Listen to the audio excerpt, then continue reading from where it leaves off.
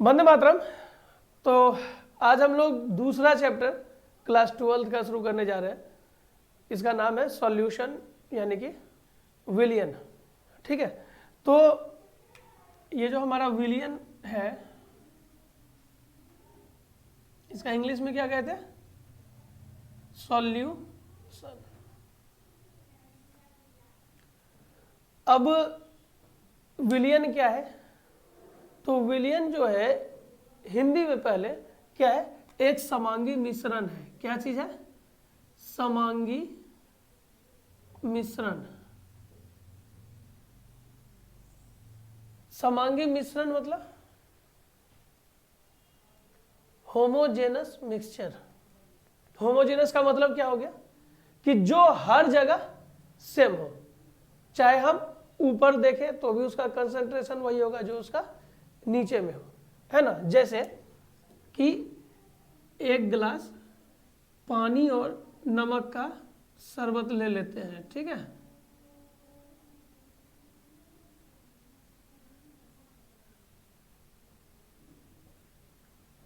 तो ये जो वाटर प्लस सॉल्ट का हमारा मिक्सचर है, अभी जो उसको मिला है, मिलाने से क्या हो गया? मिक्सचर बना। अब चूंकि ये ऊपर भी उतना ही नमकीन होगा जितना कि नीचे होगा। ऐसा तो नहीं है कि ऊपर पे कम नमकीन होगा नीचे में ज्यादा नमकीन होगा, या ऊपर ज्यादा नमकीन होगा नीचे कम नमकीन होगा। जो भी होगा तो वो हर जगह समान रूप से होगा, है ना। तो इस तरह के मिक्सचर को हम लोग क्या कहते हैं? होमोजेनस मिक्सचर कहते हैं, जिसके कि डिस्ट्रीब्यूशन में क्या होता है? यूनिफॉर्मिलिटी होता है। यूनिफॉर्मिलिटी मतलब समरूपता होता है, उसको हम लोग क्या कहते हैं? होमोजेनस मिक्सचर या समांगी मिश्रण। तो वन लाइन डेफिनेशन कैसे कह सकते हैं कि solution is a homogeneous mixture. ठीक है, विलियन क्या है? एक समांगी मिश्रण है या होता है। डन। ये विलियन जो है हमारा, विलियन दो चीज से मिलकर बना होता है। पहला क्या होता है? विलायक, दूसरा विलेय होता है। ठीक है, तो ये जो हमारा विलियन है ये क्या चीज से बना हुआ है भाई मेरे? विलायक प्लस विलेय। विलायक मतलब सॉल्वेंट और विलेय मतलब सॉल्यूट। ये हमारा क्या है? सॉल्यूशन है। अब है बात कि विलायक और विलेय को डिफाइन कैसे करेंगे, इसको परिभाषित कैसे करेंगे। तो देखिए क्या है कि पहले के समय में जो है लोग जो दिखता था उस हिसाब से डिफाइन कर देते थे। जैसे कि पहले था कि हमेशा हायर पोटेंशियल से लोअर पोटेंशियल के ओर जो है, चूंकि देखता था कि पानी ऊपर से नीचे आता है तो वही लगा दिया डिफिनेशन में। जब इलेक्ट्रॉन का डिस्कवरी हुआ तो पता चला कि नहीं, वो निगेटिव से निकल के पॉजिटिव की ओर जाता है कि नहीं। तो वैसे ही पहले लोग क्या देखा कि जिसमें घुलता है, जिसमें घुलता है वो हो गया हमारा विलायक। जिसमें घुलता है वो क्या हो गया? विलायक। और विलेय यानी कि सॉल्यूट हमारा क्या हो गया? जो घुलता है। मतलब कि जिसमें घुलेगा वो हो गया विलायक यानी कि सॉल्वेंट, जो घुलेगा वो हो गया हमारा विलेय हो गया, है कि नहीं। अब बात आती है क्या ये हर जगह सही है? तो एक बार एगो एग्जांपल से हम लोग चेक कर लेते हैं। ठीक है, पिछले दिन भी बताए थे, थोड़ा रिकैप करते हुए आगे चल रहे हैं। ये जो है ना 100 ml पानी लेते हैं। क्या है? 100 ml H2O पानी, डेट इज जल, वाटर। अब इसमें जो है 10 ग्राम NaCl डालते हैं तो कंफर्म है कि घुल जाएगा। लेकिन इसी समय हम एक और गिलास लेते हैं, इसमें जो है ना 10 ml H2O लेते हैं और 100 ग्राम NaCl। अब क्या होगा पता है कि पानी में जो नमक देंगे वो धीरे धीरे पसीज के खाली गीला होगा, घुलेगा नहीं। और जब उसमें चम्मच उम्मच डालिएगा तो खड़े रह जाएगा, एकदम ऐसा गड़ के गथ जाएगा, है ना। कभी बालू पे पानी गिरा के देखे होंगे तो बालू जो गीला होता है घुला हुआ नहीं रहता है, वो पानी सबको सोख के अंदर लेके चल जाता है, कुछ उसमें गाड़िएगा तो गड़ जाएगा, है कि नहीं।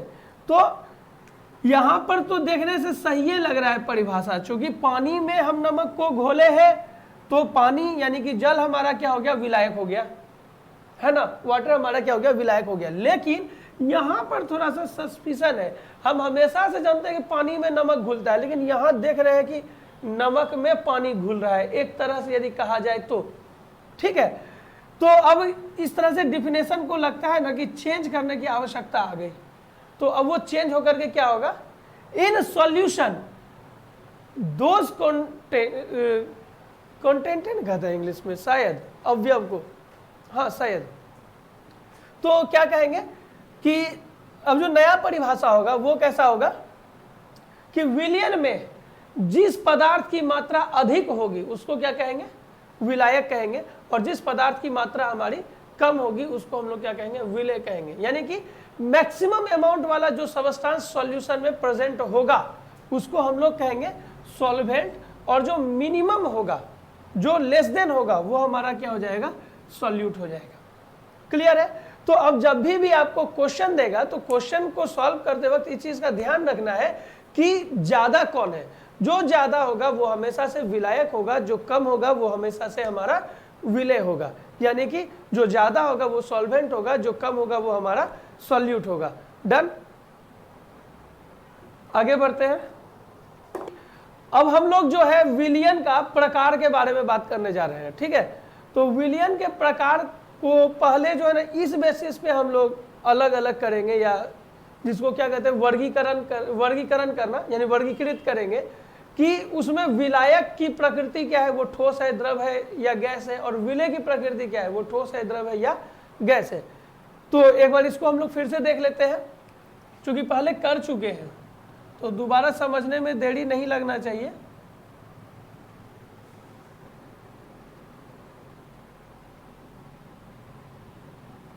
और इसके बाद फिर हम लोग कंसंट्रेशन पे आगे चलेंगे।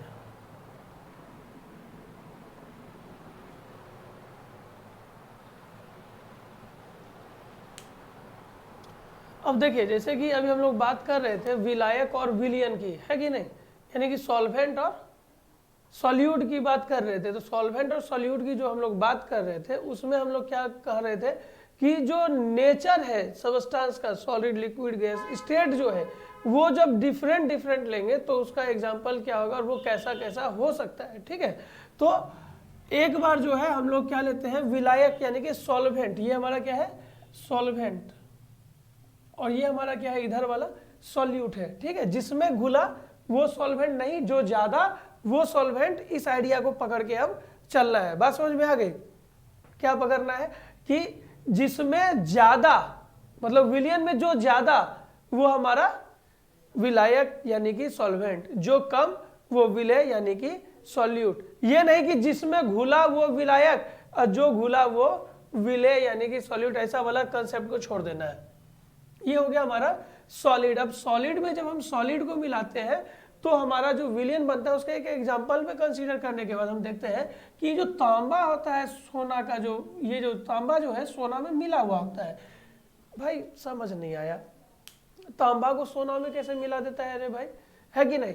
तो देखिए, कई एक लड़की होशियार होती है, वो जाती है ना दुकान पे तो सीधे कहती है कि हमको एकदम शुद्ध सोना ला करके दीजिएगा, और उसको पता नहीं है कि शुद्ध सोना कान में लटक नहीं पाएगा, लुचुर पुचुर हो जाएगा, और वो जो डिजाइन बनाएगी ना सब डिजाइन चला जाएगा, है कि नहीं। तो उसको जो है हार्डन करने के लिए, यानी कि उसको थोड़ा सा कड़ा करने के लिए क्या करता है कि उसमें छोटा सा मात्रा जो है हमारा तांबे का मिला दिया जाता है, ठीक है।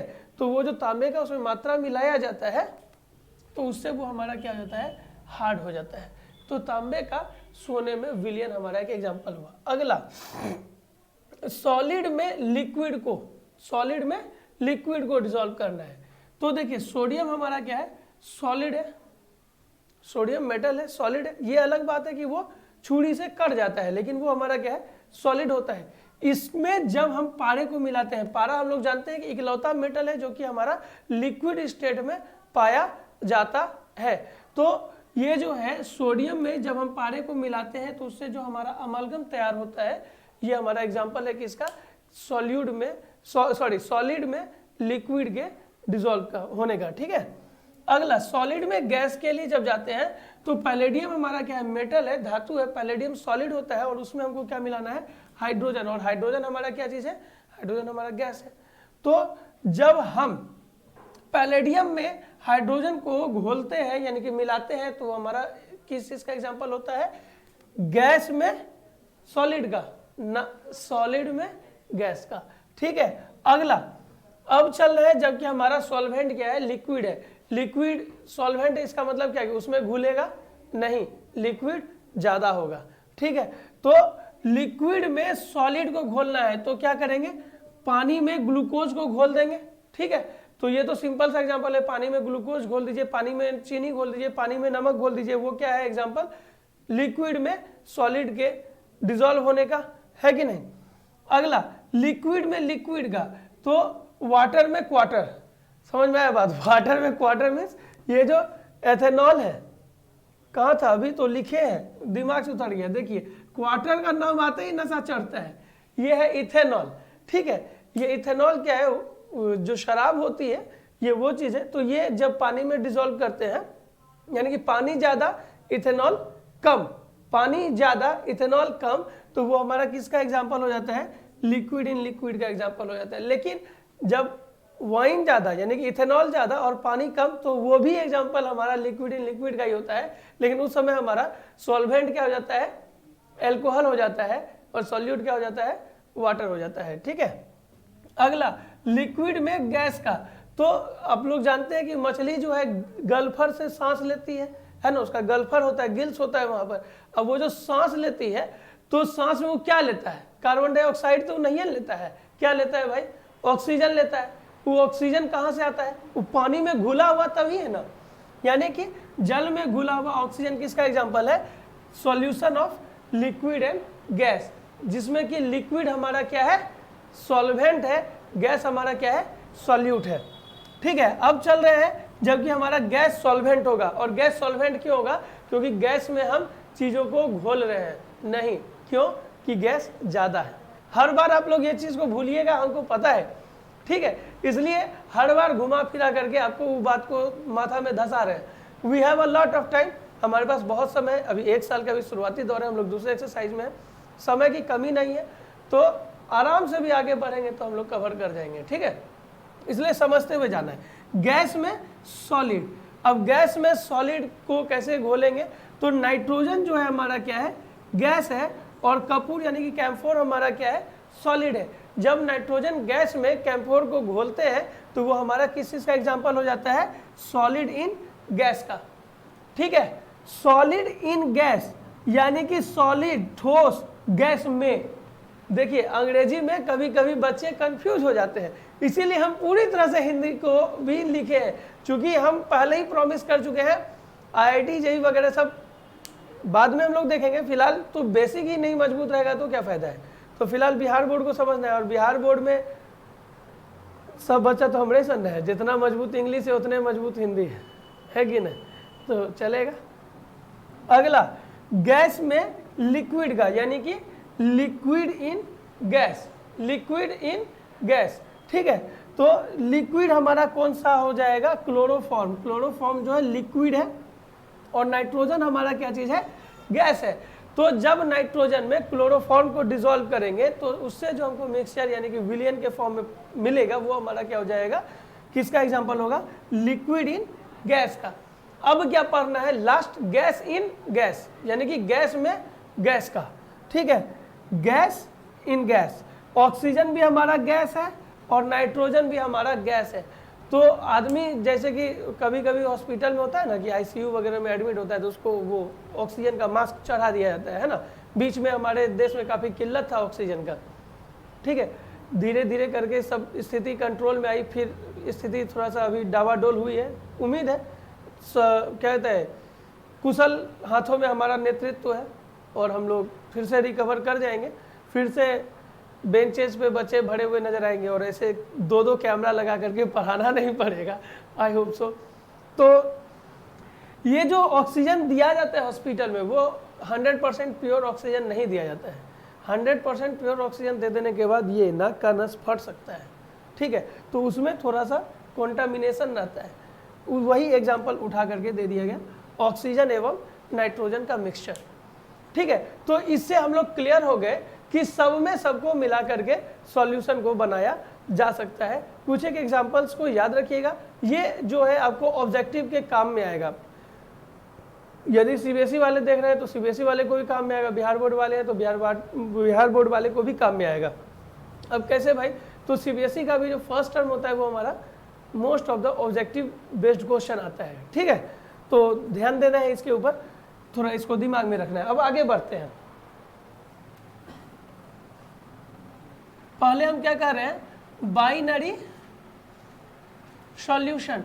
बाइनरी सॉल्यूशन किसको कहते हैं, जिसमें कि दो कंपोनेंट होता है। क्या होता है, दो कंपोनेंट होता है। दो कंपोनेंट होगा तो उसको हम लोग क्या कहेंगे, बाइनरी सॉल्यूशन। दो कंपोनेंट मीन्स वन सॉल्वेंट और वन सॉल्यूट, यानी कि एक विलायक और एक विलेय।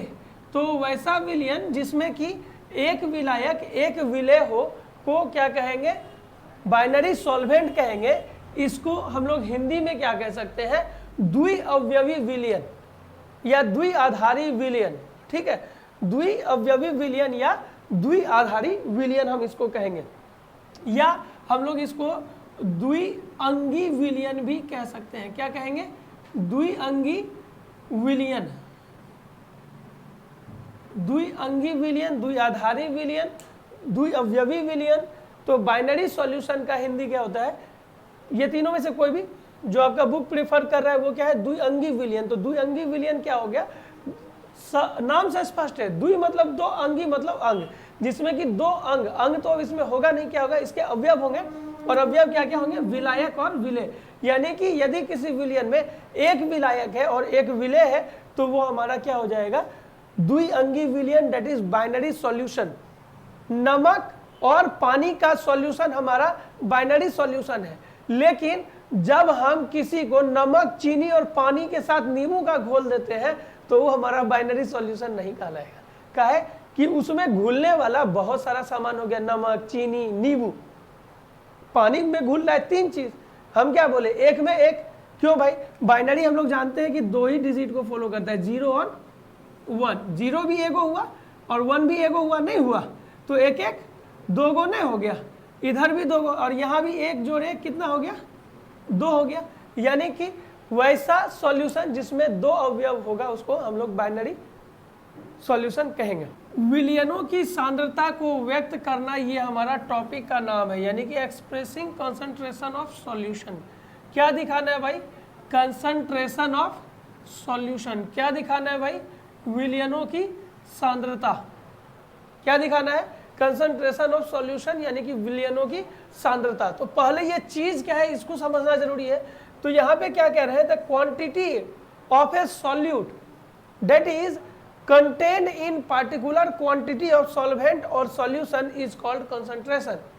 यानी कि दिए गए किसी खास मात्रा किसका, सॉल्वेंट यानी कि विलयन, सॉरी विलायक, और सॉल्यूशन यानी कि विलयन में कुछ जो घुला हुआ है जिसको कि हम लोग विलेय कह रहे हैं, उसकी जो मात्रा निहित है उसको हम लोग क्या कहते हैं, सांद्रता। किसका भाई, विलयन की सांद्रता।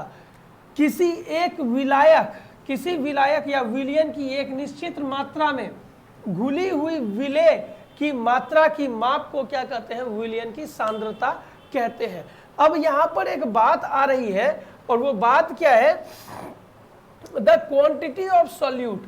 तो ये जो क्वांटिटी ऑफ सॉल्यूट है ये क्या क्या चीज में हो सकता है, ठीक है। उसके बाद क्या कह रहा है कि क्वांटिटी ऑफ, यहां से सॉल्यूशन और सॉल्वेंट और सॉल्यूशन, यानी कि विलयन या विलायक की मात्रा, फिर से मात्रा यानी परिमाण, क्वांटिटी आ रहा है। तो ये देखो कि अभी पहले तो हमको ये देखना है कि किस किस चीज में चीजों को मेजर कर सकते हैं, यानी कि उसका जो क्वांटिटी है क्या क्या चीज में मेजर किया जा सकता है। तो सबसे पहले यहाँ पे थोड़ा सा रफ साइड पे लिखते हैं, फिर आगे हम लोग समझेंगे।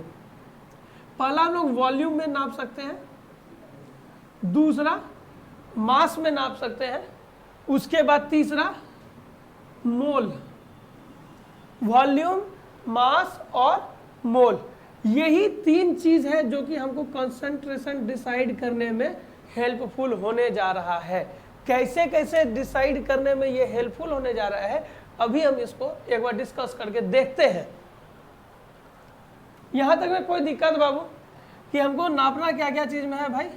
मास, वॉल्यूम और मोल। अब मास भी जो है दो तरह का हो सकता है, एक तो जो उसका एपियरेंट मास हमारे पास अवेलेबल है और दूसरा मोलेकुलर मास या एटॉमिक मास या मोलर मास। तो जनरली हम इसको यूज करेंगे, ये इस दोनों को रिप्रेजेंट करने के लिए सफिशिएंट है। ठीक है, मॉलिक्यूलर मास मतलब आणविक द्रव्यमान, इसका परमाणुविक द्रव्यमान और ये मोलर द्रव्यमान है या नहीं? ठीक है, वॉल्यूम तो वॉल्यूम ही है, इसमें तो कोई हेर फेर उलट फेर होगा नहीं। अब नंबर ऑफ मोल्स, ये नंबर ऑफ मोल्स क्या होता है? गिवन मास अब बाय मोलर मास, मतलब दिया गया द्रव्यमान भागा मोलर द्रव्यमान। ठीक है, अब भैया ये सब का यूज कहां पर होगा और कैसे कैसे होगा, है या नहीं? यही ना। तो अब जैसे कि ये समझिए 12 आदमी मिल करके 56 को रोटी खा गया, 12 आदमी मिलके 56 रोटी खा गया। एक आदमी कितना रोटी खाया? तो 56/12, हाँ या नहीं? 12 आदमी 56 रोटी खा गया, तो एक आदमी 56/12 रोटी खाएगा। कैसे भाई? यूनिटरी मेथड से निकाले, डिवाइड करके 4 तिया 12 और 14 चौके 56 होता है शायद, यानी कि 14/3 एक आदमी खाएगा। तो वहां भी इसी चीज को अप्लाई करना है, वहां भी इसी चीज को अप्लाई करना है। तो भैया ये रोटी का इससे क्या मतलब कनेक्शन है? कहे कि यहाँ तो मोल है, एटॉम है और मॉलिक्यूल है, यहाँ तो रोटी चावल दाल है, कैसे कनेक्शन होगा? तो एक बार उसको जरा सा देखते हैं। ये रोटी चावल को मिटा देते हैं। हमारे पास क्या क्या चीज था बाबू? मास, वॉल्यूम, मोल। अब क्या क्या हो सकता है? मास बाय वॉल्यूम एक रेशियो निकल सकता है। अगला मास बाय मोल, ये रेयर होता है। मास बाय मास, भैया हम बात नहीं समझे, एकदम नहीं समझे। ठीक है, नहीं है समझो, थोड़ा आगे समझाएंगे। सॉल्यूशन क्या है भाई? Solvent plus solute. सॉल्यूशन मतलब विलयन, ये है हमारा विलायक और ये है हमारा विलेय। अब जो है मास बाय मास की बात करते हैं। विलायक को माने कि ये बड़ी एम मास का है और विलेय को माने कि ये छोटी एम मास का है।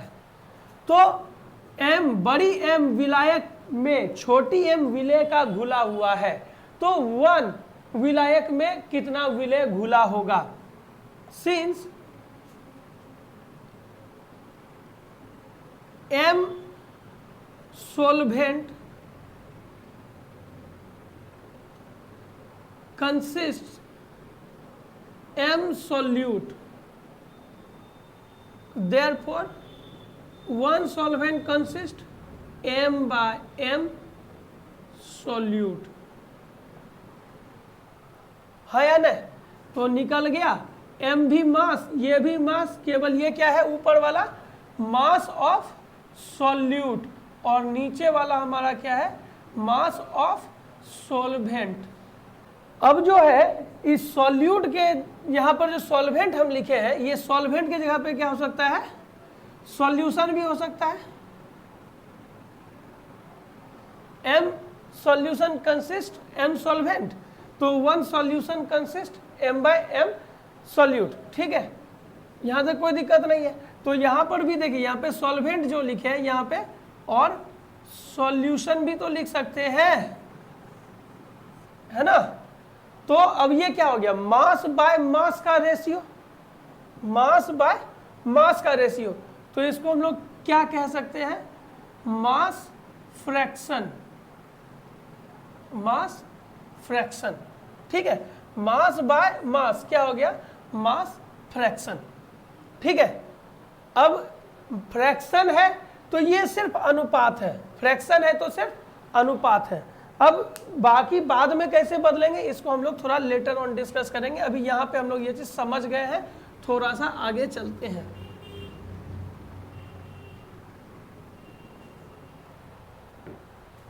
अब क्या है भाई मास बाय वॉल्यूम है, तो फिर से सॉल्यूशन क्या होता है सॉल्वेंट प्लस सॉल्यूट, यानी कि विलयन विलायक प्लस विलेय। ठीक है, अब है कि मास बाय वॉल्यूम, तो मानते हैं कि इसका भी वॉल्यूम है और इसका m मास है, तो भी वॉल्यूम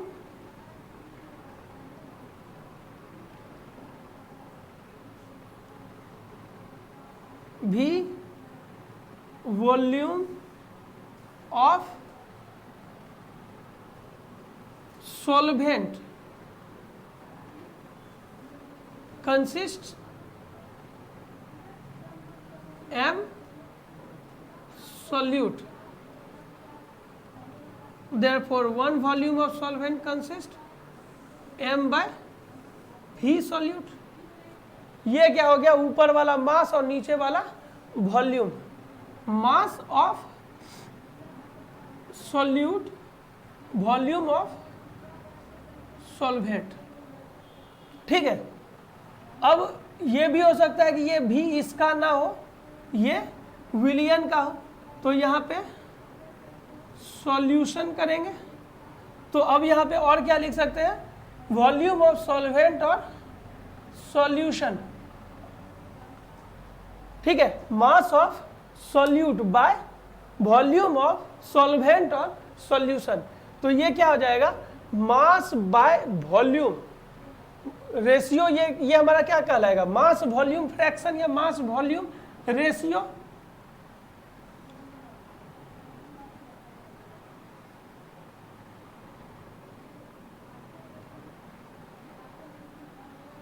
ठीक है, अभी सिर्फ मास के लिए चल रहे हैं, सिर्फ और सिर्फ मास के लिए चल रहे हैं।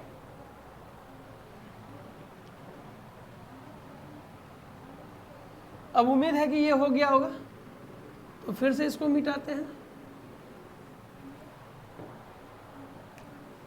अब जो है इसका n मोल ले लेते हैं, ठीक है, या छोटी n मोल ले लेते हैं, और इसका मास m छोटी m। ठीक है, तो since n mole of solvent consists m mass of solute, यानी कि n मोल जो है विलायक का, उसमें क्या है, m मास है सोल्यूट यानी विलेय का। तो एक कितना कंसिस्ट करेगा भाई, m/n। तो इसको हम क्या कह सकते हैं, mass of solute by mole of सोल्वेंट। और यदि ये n इसका नहीं होके विलियन का हो तो यहाँ पे और सॉल्यूशन लिख सकते हैं। ठीक है, तो ये क्या हो गया, मास मोल फ्रैक्शन, इसको नाम दिया जा सकता है मास मोल फ्रैक्शन और रेशियो। ऐसा हो सकता है, एक बात याद रखिए, किताब में अभी एनसीईआरटी हम लोग पढ़ रहे हैं तो कुछ एक लिमिटेड चीजें होती है, हम लोग उस पर भी जाएंगे, लेकिन ये कहाँ से आ रहा है इस चीज को अभी समझ लेंगे तो आगे हमको दिक्कत नहीं होने जा रहा है। ठीक है, तो मास मोल फ्रैक्शन या रेशियो कह सकते हैं। तो हम इस तीनों में ऊपर पे मास यानी कि सॉल्यूट को हमेशा से मास में लिए, जबकि सॉल्वेंट को मास, वॉल्यूम और मोल तीनों में लेकर के चेक कर लिए। ठीक है, इसी तरह से अब क्या करेंगे कि जो सॉल्यूट है वो हम हमेशा अब क्या चीज में लेंगे, वॉल्यूम में लेंगे, और नीचे वाला सबका सब हमारा क्या चीज में होगा, मास में होगा। उसके बाद इसी तरह से सॉल्यूट को हम मोल में लेंगे और नीचे वाला जो है मास, वॉल्यूम और मोल तीनों में होगा। तो हर ढंग से निकाल लेंगे, रेशियो को चेक कर लेंगे, फिर बुक वाले पे आएंगे मोल फ्रैक्शन या वगैरह वगैरह। ठीक है, देखिए जब मास और मास का रेशियो होता है तो उसको मास फ्रैक्शन कहते हैं। ठीक है, मास और वॉल्यूम का, सॉरी वॉल्यूम और वॉल्यूम का फ्रैक्शन होगा तो उसको हम लोग कहेंगे वॉल्यूम फ्रैक्शन। मास और सॉरी मोल और मोल का फ्रैक्शन होगा तो उसको क्या कहेंगे, मोल फ्रैक्शन कहेंगे। ठीक है, अब एक बात और, हम यहाँ पे सॉल्यूशन भी दे रहे हैं और सॉल्वेंट भी दे रहे हैं, तो ये डिपेंड करेगा कि उस समय हमको क्या एक्वायर है। ठीक है, आगे बढ़ते हैं।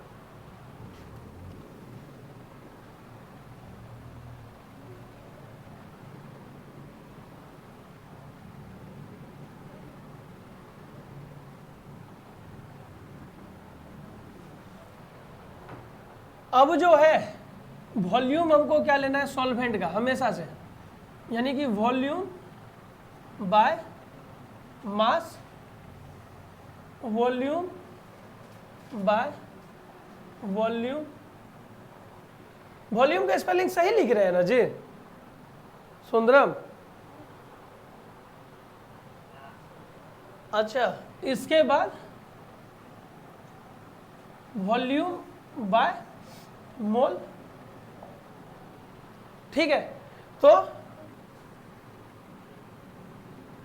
सॉल्यूशन कैसे मिलता है भाई, सॉल्वेंट प्लस सॉल्यूट से मिलता है ना। सॉल्वेंट मतलब विलियन, ये क्या चीज से आता है, विलायक प्लस विलेय से आता है।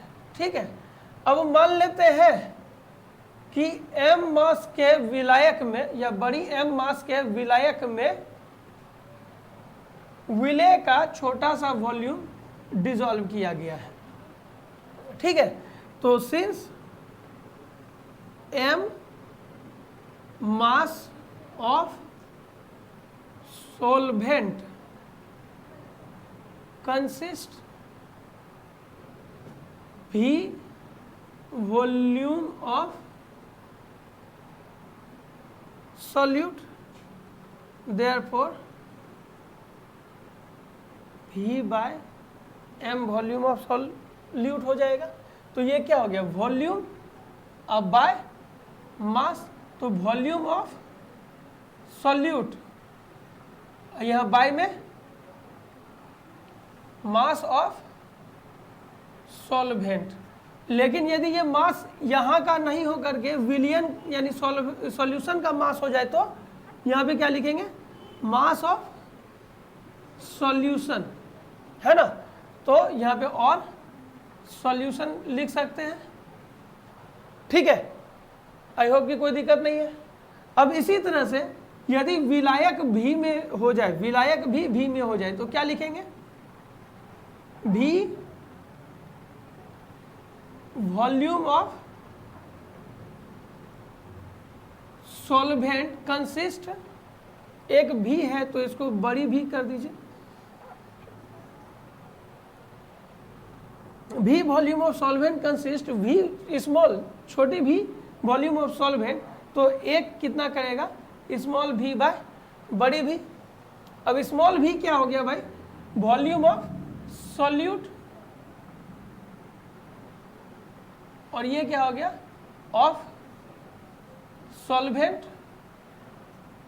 और यदि ये यहां का नहीं हो और ये विलियन का हो तो, कंप्लीट विलियन का हो तो, और सॉल्यूशन होगा ना कि नहीं होगा। अब इसी तरह से ये भी चला जाएगा, ऑफ सॉल्यूट ऑफ सॉल्वेंट और सॉल्यूशन,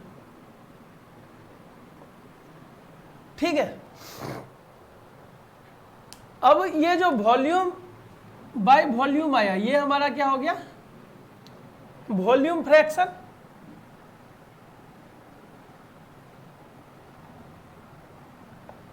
ये वॉल्यूम बाय मोल, ये क्या हो गया, वॉल्यूम मोल फ्रैक्शन, यानी अनुपात, रेशियो जो कहिए। अब ये क्या हो गया, इसको रेशियो भी आप कह सकते हैं यहां पर। और ये क्या हो जाएगा, वॉल्यूम मास फ्रैक्शन रेशियो, ठीक है। तो अब ये भी हो गया। अब इसके बाद क्या बच रहा है कि मोल, जबकि तीनों मतलब कि जो है उसका हमको ऊपर वाले का मोल लेना है, तीनों का ऊपर वाला, तीन कंडीशन है हमारे पास। कैसा कैसा होगा भाई, mole by mass, mole by volume, mole by mole, हाँ या नहीं। तो फिर से अपना वो चीज लिख लेते हैं, सॉल्यूशन कैसे आया, सॉल्वेंट प्लस सॉल्यूट से आया। सॉल्यूशन मतलब विलियन, विलायक प्लस विलेय से आया है कि नहीं। तो अब मान लेते हैं कि इसका m मास है और इसका n1 या n1 ही रखिए, n1 जो है इसका नंबर ऑफ मोल्स है। तो since m mass of solvent consists n1 mole of solute, यानी कि m जो द्रव्यमान है सॉल्वेंट का, विलायक का, उसमें हमारा क्या है, n1 मोल किसका है, सॉल्यूट का है, विलेय का है। तो एक मास कितना कंसिस्ट करेगा, n1 बाय m। ये n1 क्या है, मोल है किसका, विलेय का है, यानी कि मोल ऑफ सॉल्यूट। और मास क्या है, विलायक का है, ऑफ सॉल्वेंट। और हर बार की भांति इस बार भी सॉल्यूशन का भी हो सकता है, यदि हम यहाँ कंसीडर नहीं करके यहाँ ले ले, है ना, ठीक है। ये हो सकता है, कुछ भी हो सकता है। अब इसमें से जो हमको उस समय काम में होगा हम उसको अप्लाई करेंगे, जो काम में नहीं होगा उसको हम अप्लाई नहीं करेंगे। अभी हमारे पास तो समय है तो हम हर एक चीज को देख सकते हैं। अगला है हमारा कि मोल ही रहेगा, लेकिन इस बार क्या कह रहा है लेने, इस विलायक का वॉल्यूम। तो मान लिया भी, तो भी volume of solvent consist, N1 मोल। तो अब ये N1/V हो जाएगा, और N1 किसका है भाई? मोल ऑफ सॉल्यूट, और ये वॉल्यूम ऑफ सॉल्वेंट, और ये भी हो सकता है क्या चीज? सॉल्यूशन, है ना। अब जब दोनों का दोनों N में होगा, N1 N2, ठीक है, तो ये टोटल इधर आके N1 + N2 होता है, उसको हम लोग लेटर ऑन समझेंगे। ये N2 है, तो अब जो है क्या लिखेंगे? N2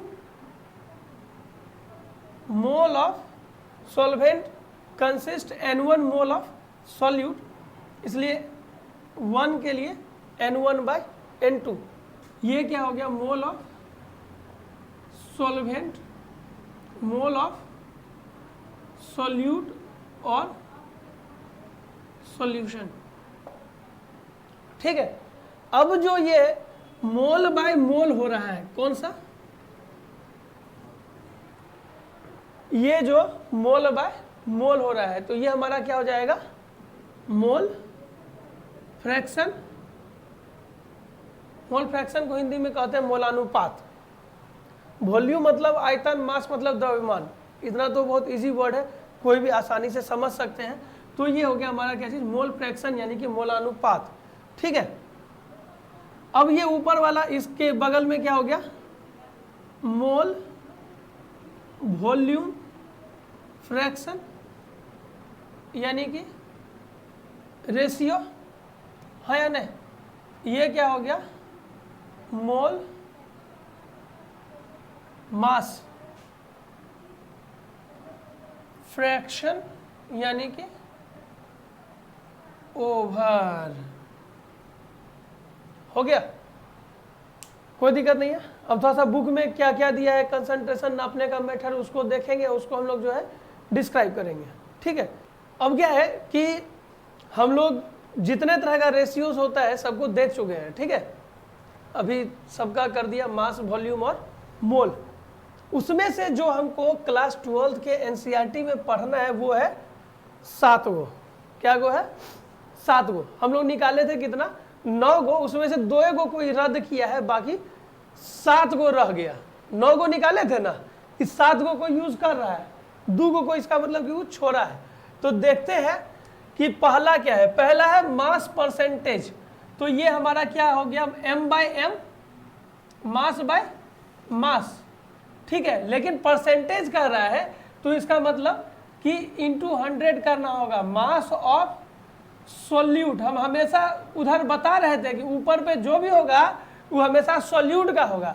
तो mass of solute by mass of solution, mass of solution. Solvent वाली बात नहीं करनी है, हम लोगों को सिर्फ सॉल्यूशन की बात करनी है, जो कि पूरा विलियन है।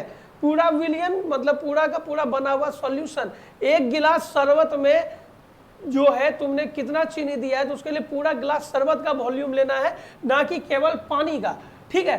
तो mass of solute by mass of solution गुने 100, ठीक है। तो हिंदी में इसको लिख देते हैं, विलेय का द्रव्यमान। अब बटे लिख ही देते हैं पूरा, तनी को छोटा करने से क्या फायदा, बटे विलियन का द्रव्यमान गुना 100।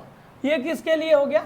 मास परसेंटेज के लिए हो गया, ठीक है। अब जैसे कि हमको दिया हुआ है कि 100 ग्राम शरबत में 10 ग्राम चीनी, 100 ग्राम काहे देंगे भाई, 50 ग्राम शरबत में 10 ग्राम चीनी घुली है, डिजॉल्व है। तो इसका मास परसेंटेज कितना है? तो घुला कौन है रे भाई? चीनी घुला हुआ है, और चीनी घुला है यानी कि ये हमारा क्या है? सॉल्यूट है। सॉल्यूट डेट इज ये हमारा क्या है? विलेय है ना।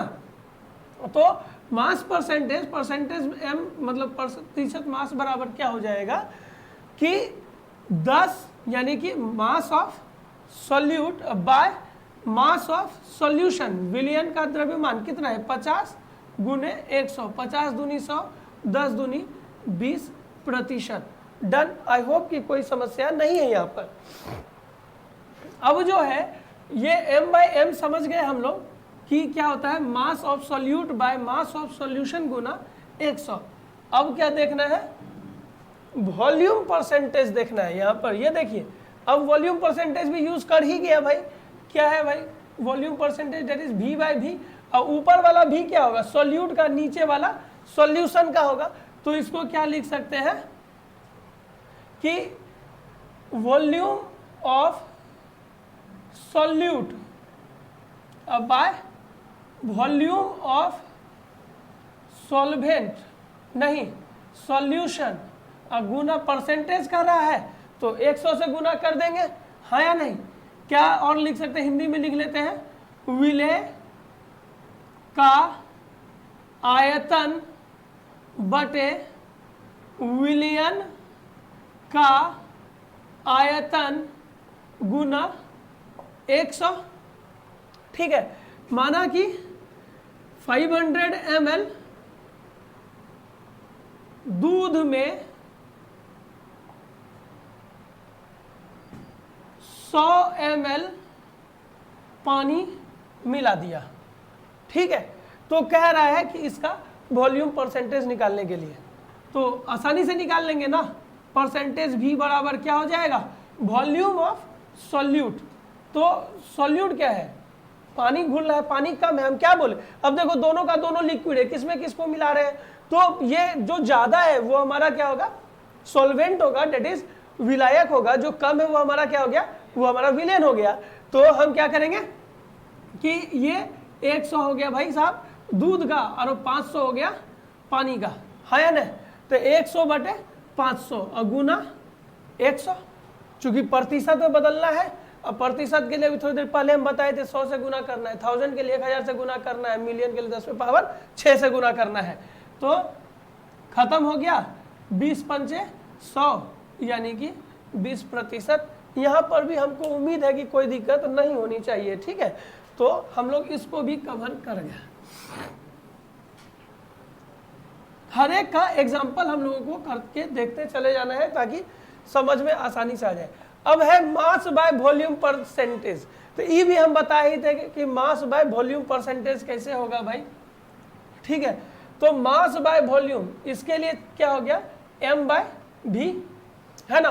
तो क्या हो जाएगा, ऊपर वाला हमेशा सॉल्यूट, तो mass of solute by volume of solution गुना 100। ठीक है, mass of solute by volume of solution गुना 100, यानी कि विलेय का द्रव्यमान बटे विलयन का आयतन गुना 100, है या नहीं। अब इसको कैसे करेंगे भाई, यदि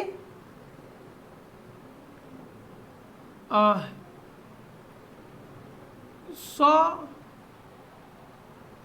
ml दूध, इस बार ले लेते हैं शरबत के जगह, 5 ग्राम नमक घुला है, क्या निकालना है, m/v परसेंटेज निकालना है। तो इजी है, m/v परसेंटेज बराबर मास of solute by volume of solvent, नहीं सॉल्यूशन, तो 5 बटा 100 गुना 100, तो क्या हो गया, 5 ग्राम पर लीटर, है कि नहीं। ठीक है, तो क्लियर हो गया यहाँ पे हमारा कि मास बाय वॉल्यूम हमारा क्या चीज है। अब क्या बच रहा है, ppm।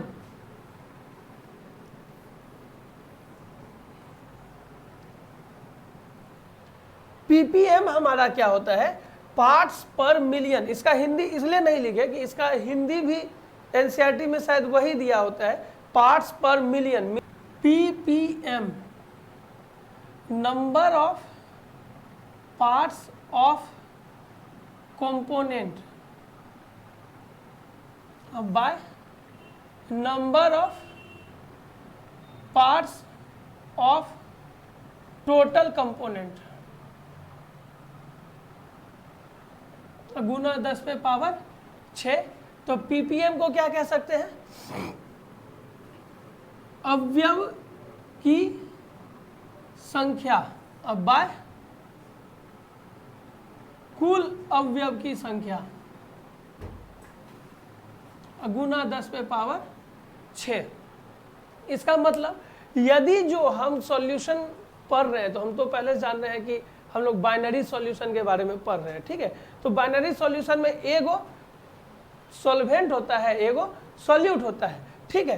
तो ऊपर वाला चूंकि हमको हमेशा से क्या लेना होता है, सॉल्यूट लेना होता है, और नीचे वाला या तो कंप्लीट विलियन हो जाए या फिर सॉल्वेंट।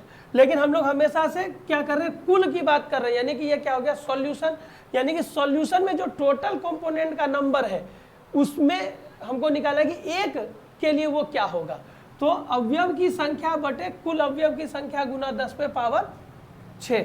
अब आगे बात करते हैं, जैसे कि 1500 जो है संख्या है अवयवों की, किसमें, विलियन में, जिसमें से कि 100 जो है डिजायर्ड अवयव है, जो कि हमको चाहिए, यानी कि 100 वांछित अवयव है। अभी हम बस XYZ पे ये बना रहे हैं, ठीक है, वांछित अवयव।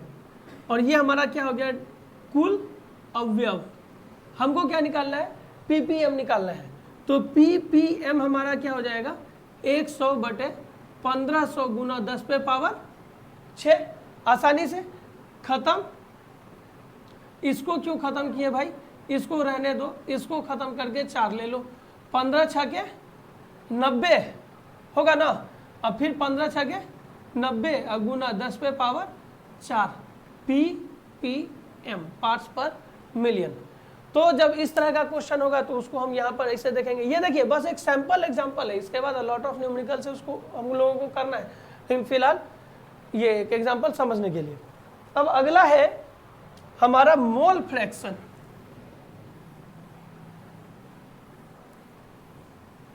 अब ये जो मोल फ्रैक्शन है थोड़ा ये समय लेगा, ठीक है। मोल फ्रैक्शन जो है ना वो हमारा समय लेने जा रहा है, और देखिए कि कितना समय लेता है, देखते हैं। ये मोल फ्रैक्शन का मतलब तो समझ ही गए होंगे कि मोल बटे मोल का अनुपात है, हाँ या नहीं, मोल और मोल का अनुपात है, यानी कि यहाँ पे n/n होगा। ये बात तो हम शुरू में ही बता दिए, हम क्या वहाँ पे 9 गो बताए थे, 9 गो में ही 7 गो को ले लिया है कि नहीं। तो ये जो है हमारा 5वां है, मोल बाय मोल के लिए हम लोग चल रहे हैं। तो अब मान लेते हैं कि कोई एक सॉल्यूशन है, एनी सॉल्यूशन, कोई एक सॉल्यूशन है, यानी कि हमारा क्या है, विलियन है, जिसमें कि हमारा ये क्या है, सॉल्वेंट है और फिर जो है सॉल्यूट है। क्या है, सॉल्वेंट है और सॉल्यूट है। सॉल्वेंट मतलब विलायक और सॉल्यूट मतलब विलेय है, ठीक है। विलायक को हम लोग A मानते हैं और विलेय को हम लोग B मान लेते हैं, ठीक है। तो अब जो है हम लोगों को निकालना है कि इसका मोल फ्रैक्शन कैसे होगा, ठीक है। थोड़ी देर के लिए एकदम शॉर्टकट में भाग जाते हैं और उसके बाद लॉन्ग कट में भागते रहेंगे।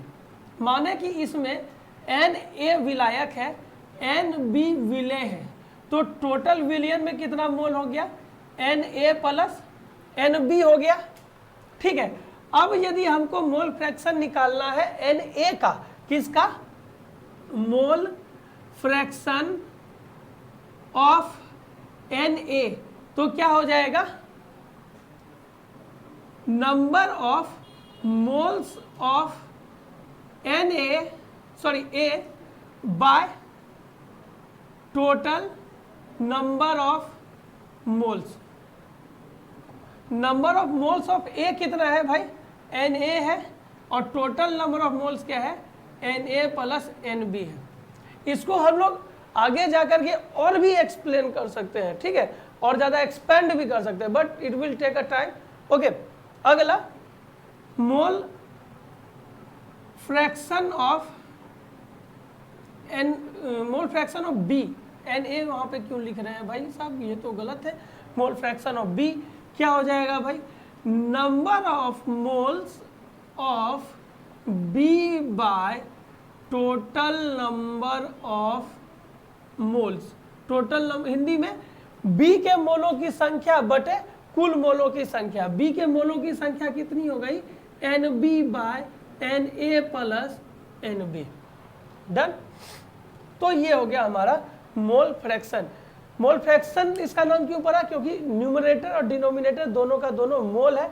अभी जैसा कि हम 9 को जो रिलेशनशिप आपको बताए थे, उसी 9 को रिलेशनशिप में से कोई एक होगा, और ये कौन सा वाला होगा, ये 9वां नंबर होगा, एग्जैक्ट 9वां नंबर, जिसमें कि दोनों का दोनों जो है हमारा सॉल्वेंट और सॉल्यूट मोल में था, है कि नहीं।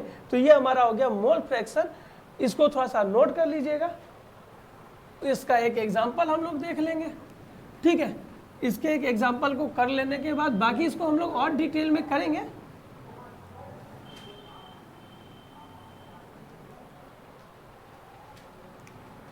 माना कि एक विलियन है जिसमें कि 6 मोल H2O का है और 2 मोल हमारा NaCl का है। तो इसमें NaCl और वाटर दोनों का मोल फ्रैक्शन निकालने हैं।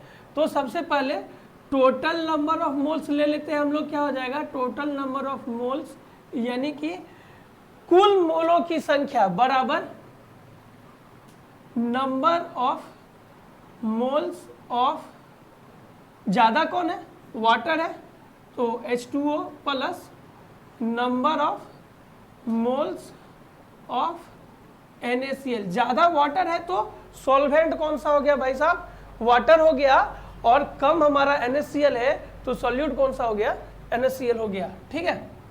तो अब ये 6 जोड़ 2 हो गया 8।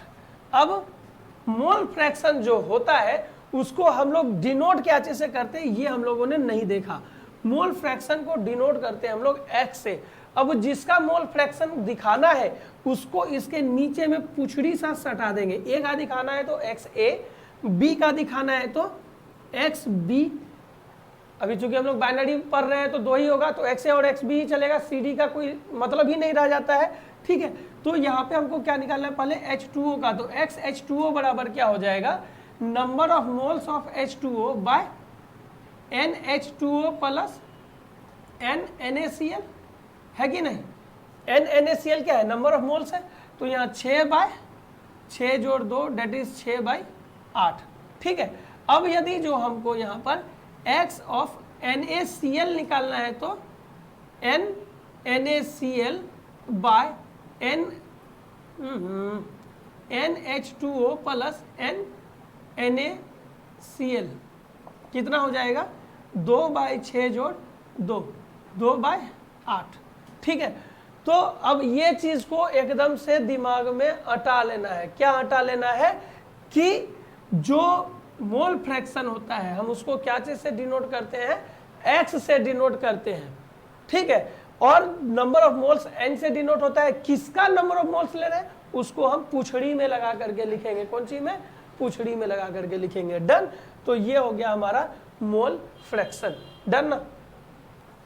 तो अब देखते हैं मोलरिटी, मोलरता। तो मोलरता हमारा क्या है, इसको कैसे डिफाइन करेंगे, तो number of moles per unit volume of solution is called molarity, ठीक है।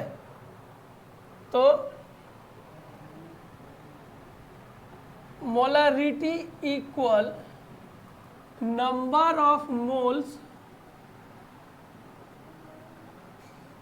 Of solute by volume of solution in liter, that's it, ठीक है। मोलरता बराबर विलेय के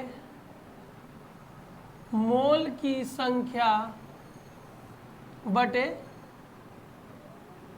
विलयन का आयतन लीटर में। लीटर में देखिए, लीटर भी हमसे नहीं लिखा रहा है, हिंदी इंग्लिश सब गड़बड़ा रहा है, लीटर में।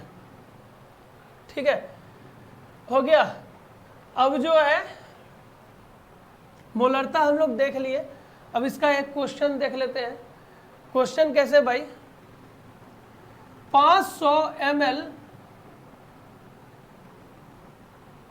शरबत ही लेते हैं, शरबत में 6 मोल चीनी घुला है, इसकी मोलरता ज्ञात करें। कोई भारी काम नहीं है, तो मोलरता क्या हो जाएगा, 6/500। नहीं, 500 तो ml है, इसको तो लीटर में कन्वर्ट करना होगा, तो लीटर में कन्वर्ट करने के लिए बाय 1000 कितना हो जाएगा, 600/500 गुना 1000, 500 दूनी डेट इज 12, हो गया 12 मोल प्रति लीटर।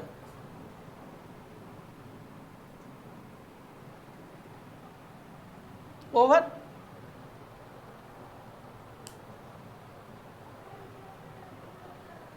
ये नोट कर लिए। तो अब एक बात और आती है कि जैसे कि मोल फ्रैक्शन को हम लोग x से दिखा रहे थे यहाँ पर, तो मोल फ्रैक्शन को x से दिखा रहे थे, तो मोलरिटी को क्या चीज़ से दिखाएंगे, मोलरिटी को भाई बड़ी m से दिखाएंगे। क्या चीज़ से, बड़ी m से दिखाएंगे, किसको, मोलरिटी को। तो फिर चलिए अब हम लोग जो है मोलरिटी की ओर चलते हैं। मोलरिटी हमारा क्या होता है, number of moles per unit mass of solvent in kilogram.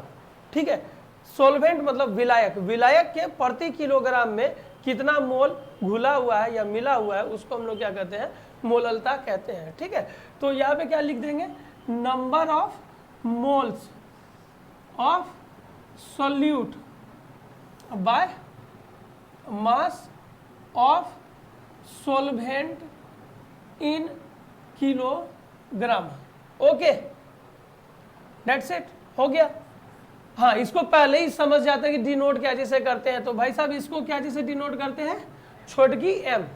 छोटकी एम, एम तो दोनों के लिए है, लेकिन एक के लिए बड़की एम है और एक के लिए छोटकी एम है। ठीक है, तो छोटकी एम, अब हिंदी में ये क्या हो जाएगा, मोललता बराबर क्या हो गया,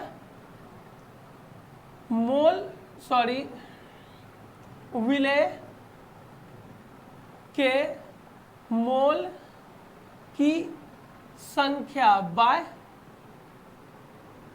विलायक का द्रव्यमान केजी में। ठीक है, उसी तरह से ले लेते हैं कि 500 ग्राम वाटर में 8 मोल NaCl डिसॉल्व है, तो भाई इसका क्या निकालना है, मोललिटी निकालना है। तो m बराबर क्या हो जाएगा, number of moles of solute, जो घुला कम कौन है भाई, 8, तो 8 मोल NaCl का घुल गया, अब बाय 500, अब बाय 1000, चूंकि ये ग्राम में है तो इसको किलोग्राम में बदलना है, तो 8/500 गुना 1000, 500 दूनी 1000, 8 दूनी 16, डेट्स इट, कोई दिक्कत नहीं है। मोल पर केजी, मोल पर केजी होगा, डन ना। तो उम्मीद है आप लोग समझ गए होंगे। अब बाकी का जो है हम लोग अगले क्लास में लाएंगे, तब तक के लिए वंदे मातरम।